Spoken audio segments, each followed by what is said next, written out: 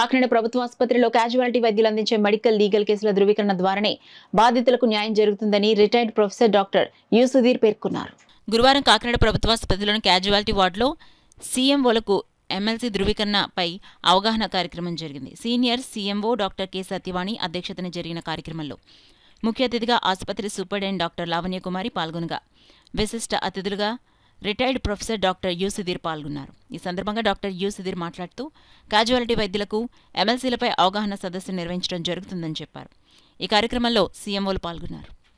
అంటే ఒక సూసైడ్ కానీ, ఒక యాక్సిడెంట్ కానీ, ఒక పాయిజనింగ్ కేసు కానీ, ఒక బాండ్స్ కేసు కానీ రాసేటప్పుడు మనం తీసుకోవాల్సిన జాగ్రత్తలు, అది ఏ విధంగా మనం రాయాలి, ఏ విధంగా రాయకూడదు అన్న దాని మీద చిన్న అవగాహన సదస్సు నిర్వహించడం జరుగుతుంది.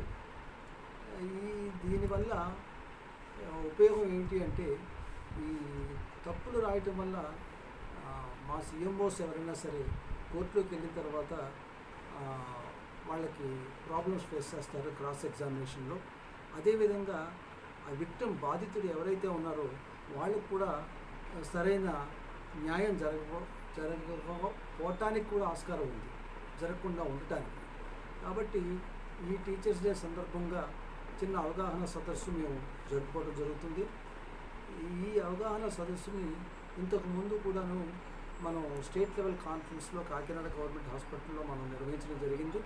భవిష్యత్తులో కూడా ఈ యొక్క చిన్న అవగాహన సదస్సులు నిర్వహిస్తారని చెప్పేసి మన సూపరింటెండెంట్ గారు చెప్పడం జరిగింది.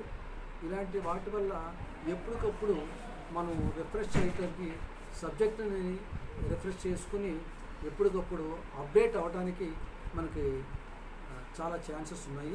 కాబట్టి ఏంటంటే ఈ యొక్క రోజున మనం పురస్కరించుకొని మన టీచర్స్ డే సందర్భంగా మా సీఎంఓస్ అందరూ కూడాను చక్కగా ఇక్కడికి అటెండ్ అవ్వడం జరిగింది.